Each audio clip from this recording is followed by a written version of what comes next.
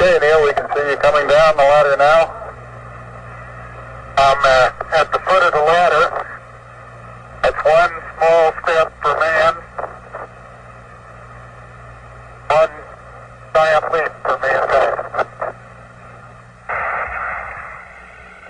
Hippity hoppity, hippity hopping over hill and dale. Da da da da da da da da da da da da. Hippity hopping along. Bonjour à tous et bienvenue dans cette nouvelle capsule vidéo de la physique-chimie en classe. Aujourd'hui, on va parler des actions s'exerçant sur un système et plus particulièrement de l'action du poids. Il y a un lien fondamental entre l'action du poids et l'action de la gravitation universelle et c'est ce que nous allons découvrir. Vous êtes déjà sûrement familier avec la notion de poids puisque vous utilisez cette notion au quotidien dans votre vie. Mais pour bien la comprendre, intéressons-nous aux situations suivantes. Vous avez tout d'abord une pomme à la surface de la Terre, une autre pomme qui est lâchée en haut d'un immeuble et un parachutiste encore plus haut. Des flèches rouges ont été rajoutées en dessous de chaque objet pour symboliser l'attraction que subissent ces objets vers le sol. En effet, je vous défie d'avoir déjà observé un objet qui ne tombe pas vers le sol lorsqu'il est au voisinage de la Terre. La flèche verte a été barrée puisque tous les parachutistes, et celui-là en est l'exemple, tombent vers le sol selon cette direction et non vers le sol selon cette direction-là. D'ailleurs, les autres objets ont la même direction. Tous ces objets sont attirés vers le centre de la Terre. C'est la première caractéristique des objets qui tombent. Ils sont tous attirés vers le centre de la Terre. Et il en est de même pour des objets bien plus loin de la Terre. La Lune en est un parfait exemple. En effet, la Lune est attirée par la Terre. Ces observations et ces conclusions ont été pour la première fois formalisées par Isaac Newton en 1687 et non 1697, selon la loi suivante. Deux points matériels de masse MA et MB exercent l'un sur l'autre une force attractive directement proportionnelle aux masses et inversement proportionnelle au carré de la distance D les séparant. C'est ce que l'on appelle la force gravitationnelle dont vous avez peut-être déjà tous entendu parler. Pour illustrer cette définition, nous pouvons nous appuyer sur l'exemple de l'attraction de la Terre par la Lune et de la Lune par la Terre. La Terre est un objet que l'on peut en première approximation symboliser par un point en son centre, et de même pour la Lune, on va le symboliser par un point matériel, ici son centre. La Terre exerce sur la Lune une force F qui attire cette dernière vers la Terre. De même, nous avons la Lune qui exerce sur la Terre une force F attractive qui attire cette dernière vers la Lune. Nous avons donc bien la force de la Terre sur la Lune qui est égale à la force de la Lune sur la Terre. Remarquez les différences d'écriture entre la représentation de la force par un segment fléché où vous avez F avec une flèche au-dessus et l'expression où on écrit que la force de gravitation qu'exerce la Terre sur la Lune est égale à la force de gravitation qu'exerce la Lune sur la Terre est écrit sans flèche. On ne considère pas toutes les caractéristiques de la force, direction, sens et valeur, mais on considère uniquement les valeurs. La force de gravitation universelle est donc bien une force attractive qui s'exerce entre deux objets ayant une masse. En entendant cela, vous pourriez me dire, mais pourquoi la Terre et la Lune qui s'attirent ne se sont pas déjà rencontrés depuis de nombreux siècles ? C'est oublier que la Terre et la Lune, contrairement à la représentation ici, sont animés tous deux de vitesse, et qu'il y a aussi d'autres objets comme le Soleil qui exercent une force de gravitation. Pour clarifier ce point, je vous encourage à regarder la suggestion de vidéo qui s'affiche en haut à droite de votre écran. Ainsi, la force gravitationnelle a plusieurs caractéristiques. La première qui concerne le point d'application est le centre des corps attirés, c'est donc les centres des corps qui s'attirent, le centre de la Terre, le centre de la Lune. La direction correspond à celle de la droite passant par les deux centres des corps, celle-ci. Et le sens correspond à celui du corps attiré vers le corps qui attire. Voilà pourquoi on écrit souvent « force qu'exerce la Lune sur la Terre ». Enfin, la dernière caractéristique, celle de la valeur, nous pouvons reprendre la définition et arriver à l'expression mathématique suivante. La force de gravitation qu'exerce un corps A sur un corps B est proportionnelle au produit des masses, MA fois MB, et inversement proportionnelle au carré de la distance séparant les deux objets. Inversement proportionnel veut donc dire que l'on divise le carré des distances, on a donc le carré en puissance et on a la distance D. Comme vous l'avez entendu dans la définition, il y a de la proportionnalité, et ce coefficient de proportionnalité est noté G, qui correspond à la constante gravitationnelle. Vous avez ici la symbolique de tous les symboles avec les unités associées. Il s'agit d'une force, on a donc l'unité qui est en newton, les masses dans le système international doivent être en kilogrammes, la distance séparant les deux corps doivent être en mètres, et la constante gravitationnelle a une unité qui est associée, qui faisant intervenir des newtons, des mètres et des kilogrammes. Prenons un petit exemple de calcul et intéressons-nous à la force qu'exerce la Terre sur la Lune. Ici, vous avez la constante de gravitation, 6,67 10 puissance moins 11 newton mètre carré par kilogramme carré, qui multiplie la masse ma, donc ici la masse de la Terre, multipliée par la masse mb, ici la masse de la Lune. Vous remarquez qu'on a bien mis les masses en kilogrammes, et que l'on divise par la distance au carré séparant les deux centres. Cette distance est de 3,84 10 puissance 8 mètres, j'insiste bien, l'unité ici est en mètres, que l'on élève au carré. On trouve une valeur d'une force de gravitation de 1,99 10 puissance 22 newtons.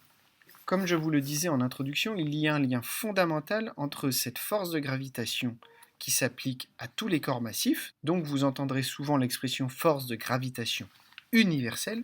Il y a un lien entre cette force de gravitation universelle et le poids. Tâchons de découvrir ce lien. Tout d'abord, intéressons-nous au poids sur la Terre. Le poids est une force, et vous connaissez déjà sûrement l'expression P égale mg. Tâchons de la comprendre un peu plus. P pour poids, pour la valeur du poids, H pour homme, donc la valeur du poids d'un homme est égale à la masse de cet homme multipliée par G, ce que l'on appelle l'accélération gravitationnelle. Mettons cela en pratique. Donc le poids d'un homme lambda, ici un homme de 85 kg, va correspondre à sa masse, 85 kg, multiplié par l'accélération gravitationnelle qui a une valeur de 9,83 mètres par seconde carrée.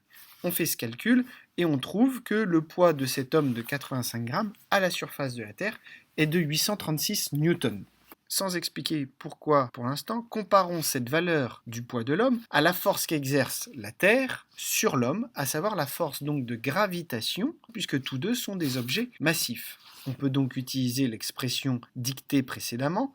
La force qu'exerce la Terre sur l'homme va correspondre à la constante de gravitation, multipliée par le premier objet massif qui attire la Terre, multiplié par la masse de l'objet qui est attiré, l'homme, toujours en kilogrammes, divisé par la distance au carré les séparant, ici le rayon de la Terre, 6,37 10 puissance 6 mètres au carré. On fait ce calcul et on trouve une valeur de 836 newtons.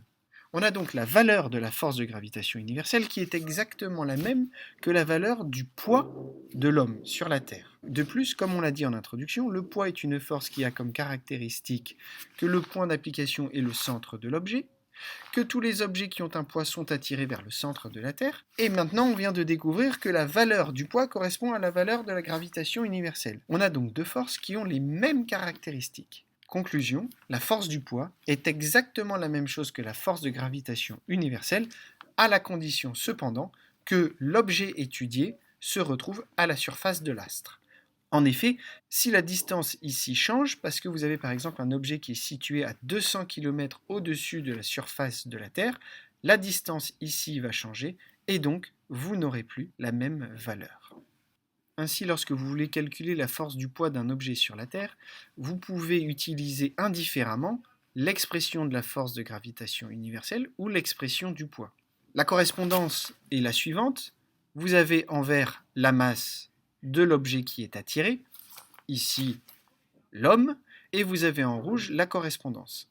On en conclut que le petit g, que l'on appelle l'accélération gravitationnelle, correspond en fait à cette expression, à savoir la constante de gravitation multipliée par la masse de la Terre divisée par la distance au carré.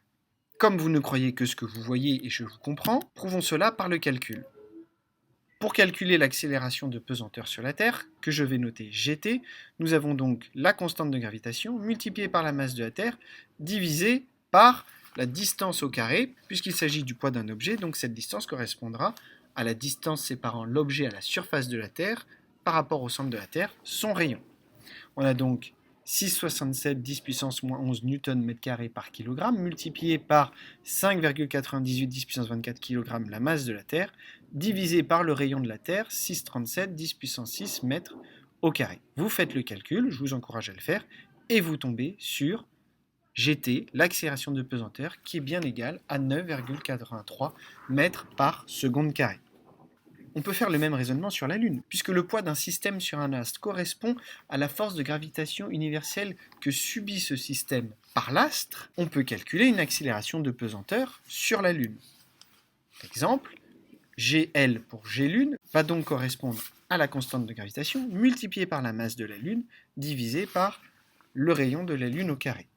On rentre les valeurs en faisant attention aux unités, kilogrammes et mètres, et on trouve une accélération de pesanteur sur la Lune de 1,62 mètres par seconde carrée. Une accélération de pesanteur qui est presque 6 fois plus faible que celle de la Terre. Calculons donc maintenant le poids d'un homme de 85 kg sur la Lune en reprenant l'expression P égale mg. Là on est sur la Lune, donc on prend l'accélération de la Lune. Nous avons donc 85 kg multiplié par 1,62 mètres par seconde carrée. Ce qui nous donne donc une valeur de poids de ce même homme sur la Lune de 137,7 newtons. Précédemment, nous avions calculé le poids de ce même homme, non pas sur la Lune, mais sur la Terre. Comparons les valeurs. Nous avons un poids sur la Lune de 137,7 newtons et un poids sur la Terre de 886 newtons. Autrement dit, nous avons donc le poids d'un homme sur la Lune et sur la Terre qui est différent. Il est 6 fois plus grand sur la Terre. Cela peut vous étonner parce que dans le vocabulaire courant, vous utilisez poids et masse de manière indifférenciée. Et nous venons de prouver que, attention, poids et masse ne sont pas la même chose. Le poids est une grandeur physique qui correspond à une force et qui dépend du lieu où je me trouve, Terre ou Lune, et l'altitude, tandis que la masse est une grandeur physique qui mesure la quantité de matière qui est présente dans un objet. Cette quantité de matière, que vous soyez sur la Lune ou sur la Terre, ne change pas. Ainsi, le poids change en fonction de mon environnement, mais la masse, elle, ne change pas. Si vous faites 85 kg sur la Terre, vous ferez 85 kg sur la Lune parce que votre quantité de matière ne change pas. Cette différence de poids permet d'expliquer notre situation introductive. Puisque vous avez un poids qui est 6 fois plus faible sur la Lune, vous êtes 6 fois moins attiré lorsque vous êtes sur la Lune. Ainsi donc, lorsque vous créez une poussée avec vos pieds afin de sauter sur la Lune, vous sauterez beaucoup plus facilement. Ce qui explique les sauts de nos astronautes présentés dans la situation introductive. Nous n'irons pas plus loin cette année sur cette notion. Il est temps maintenant pour vous d'apprendre votre cours et de vous entraîner à exploiter toutes ces notions. Pour cela, n'hésitez pas à faire des exercices et à regarder à nouveau cette vidéo et les autres vidéos qui sont à disposition sur la chaîne YouTube de la Physique Chimie en classe et sur le site internet dont vous avez un lien et un QR code. Sur ce, bon travail, prenez bien soin de vous et je vous dis à très bientôt.